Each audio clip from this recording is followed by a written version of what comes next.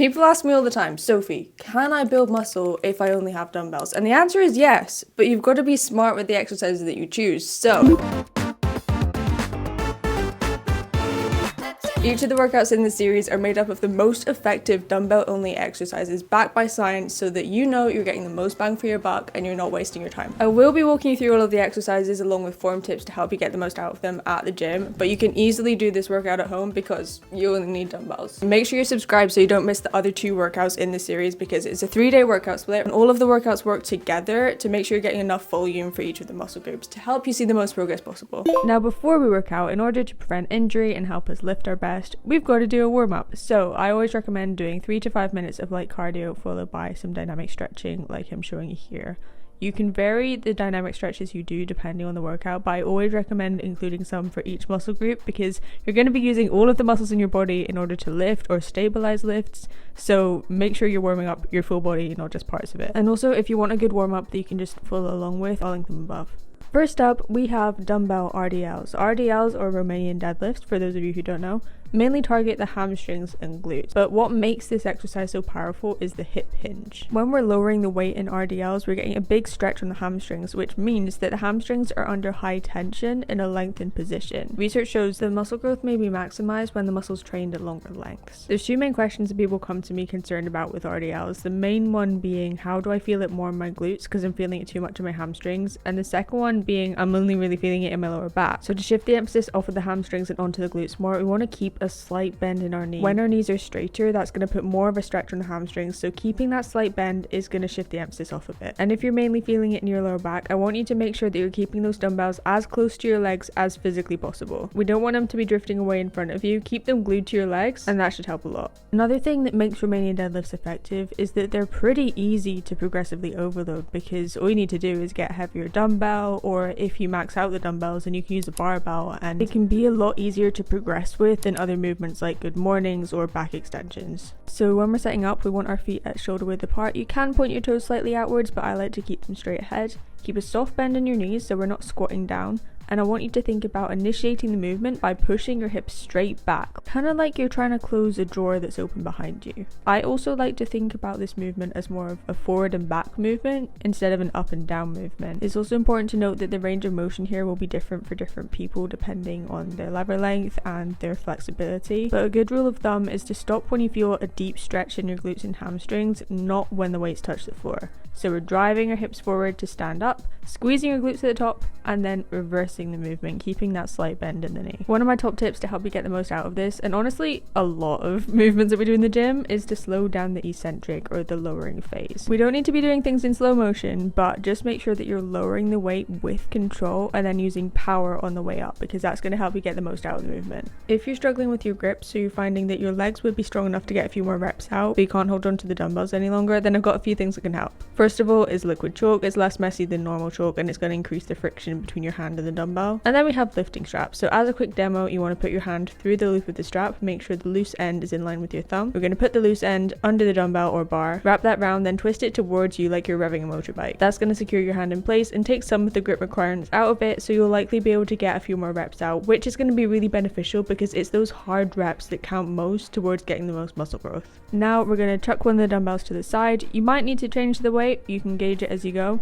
but we're doing goblet squats. Goblet squats are a full lower body movement that targets the quads, glutes, adductors, and also some core. Because we're holding the weight in front, it naturally keeps your torso much more upright, which increases the quad involvement as compared to other squat variations, while also still loading the glutes through the depth. The studies show that deep squats lead to both greater glute and greater quad activation as compared to partial rep squats. And the goblet position can also help improve squat mechanics, making it one of the best options in terms of hypertrophy and also technique development, especially because we're only using dumbbells. The only potential downside with goblet squats is that as you progress with heavier and heavier weights, it can be harder to get the dumbbell into position, but I did find this useful hack to help you out with that. So starting in a kneeling position, you're going to bring the dumbbell up onto one knee, put your hands underneath the top part of the dumbbell like you're holding it as a goblet, then pushing through that front foot, you're going to go to standing. Then we want to shift our feet position to just outside hip width with our toes slightly pointed out. And from there, you're going to brace your core, hold the dumbbell tight to your chest, and then descend into the squat. Make sure you keep your chest tall and your ribs stacked under your pelvis. So we don't want to be leaning forward because that's going to put us off balance. Drive through your midfoot as you stand up and keep a slight bend in your knees at the top. So we're not locking out our knees, we want to keep that constant tension from rep to rep. One mistake I see people make a lot is allowing their knees to cave in as they're lowering into the squat. So I want you to think about actively pushing your knees outwards as you descend and ascend out of the squat, because that is going to keep you so much more stable and allow you to shift more of the emphasis onto the quads and glutes, which is what we're trying to work. For the next one, you're going to need another dumbbell again, so go grab that, but we're doing split squats, and split squats are honestly one of the most underrated exercises for glute growth. The glutes are one of the largest muscles in your body and the main driver of hip extension. So in split squats, the front leg moves through deep hip flexion, and we can increase the activation of the gluteus maximus even more by using a forward hip hinge. So when we're hinging forward at the hips, our torso is going to be at more of a 45-degree angle. That is going to emphasize the glutes more, whereas when we're more upright, so our torso is about 90 degrees, that is going to emphasize the quads more. It's a really small shift to the form, but it can make a lot of difference in what muscles we're actually targeting in the exercise, which is one of the reasons why learning about form and how to do exercises properly is so important. Split squats are what we call a unilateral movement, so we're focusing on one side at a time. So in our split squats, the glute medius is working hard to stabilize the pelvis and prevent your front knee from collapsing inwards. And while it is a lot smaller than the gluteus maximus, it's still a really important muscle to work in terms of the overall shape of your glute, improving hip stability, as well as force output in your compound lifts. If you're a complete beginner to this movement, you might find the balance side of things a little bit tricky to begin with, so I just recommend dropping the weight and doing it body weight for now, and then you can add weight to progress. As our first progression, we're just going to use one dumbbell in the opposite hand to our working leg. So our working leg is the front leg. You can choose to hold the dumbbell on the same side as your working leg, but I've heard experts in the field talking about this recently. And when you're holding the dumbbell in the opposite hand to your working leg, then your glute's going to have to work harder to resist the rotation, so you could get more out of the movement. And I'd say if there's a tiny tweak we can make to help us get more out of the movement, then we might as well do it. And since with this progression you're still going to have one hand free, you can either use this just for balance, or you can go a bit closer to a wall and use the wall for balance. So you have some options there.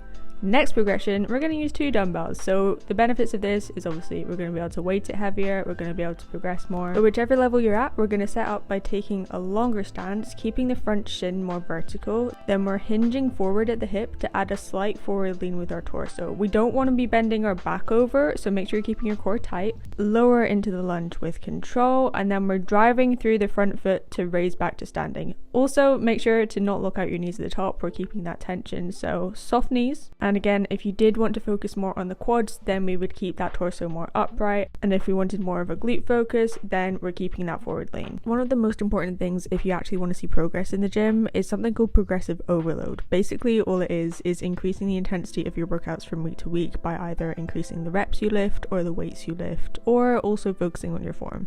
If you're not progressing some aspect of your workouts from week to week, then your body's going to adapt to the weights that you're currently lifting and you're just going to plateau. So we want to make sure that we're being intentional about trying to lift heavier or trying to squeeze in that extra rep, because that is what's going to get you the results. For these next two exercises, we're going to be focusing in on two different areas of the glutes. So starting with sumo squats, these are going to emphasize mainly the gluteus maximus, and EMG studies showed that the wider stance in sumo squats increases the adductor activation, which is crucial because the adductors play a major role in hip extension and overall glute development. Now for this exercise specifically, you're going to be able to lift heavier than you think because you're not putting the weight in any awkward positions like a goblet squat.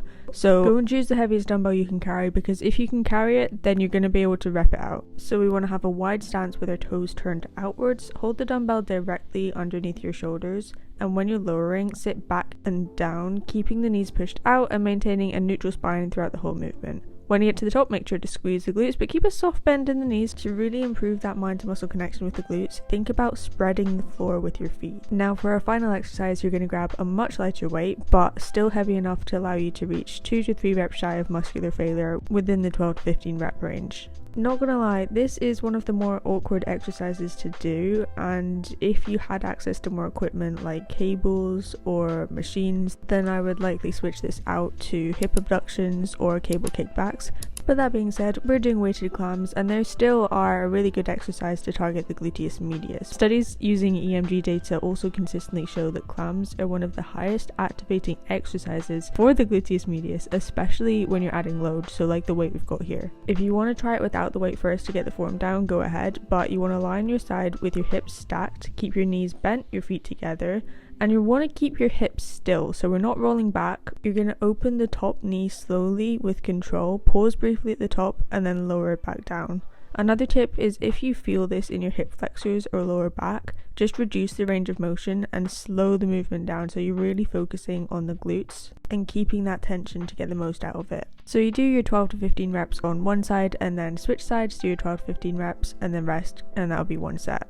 And that is your leg day complete. So make sure you stretch for around 5 minutes afterwards, just to help kickstart the recovery process, cool down properly, and leave you ready for the rest of your day. Here's the full workout. You can pause now and screenshot. And if you want a tailored workout nutrition plan plus accountability to help you reach your fitness goals, then you can apply for one-to-one coaching in the description. Make sure you're subscribed so you don't miss the other 2 workouts in this 3-day workout split, because one workout's great, but you want to make sure that you're getting enough volume for each of your muscle groups over the course of the week. Let me know if you tried this workout or you have any questions, and YouTube thinks that you'll find this video helpful next. Love you so much, and I'll see you there.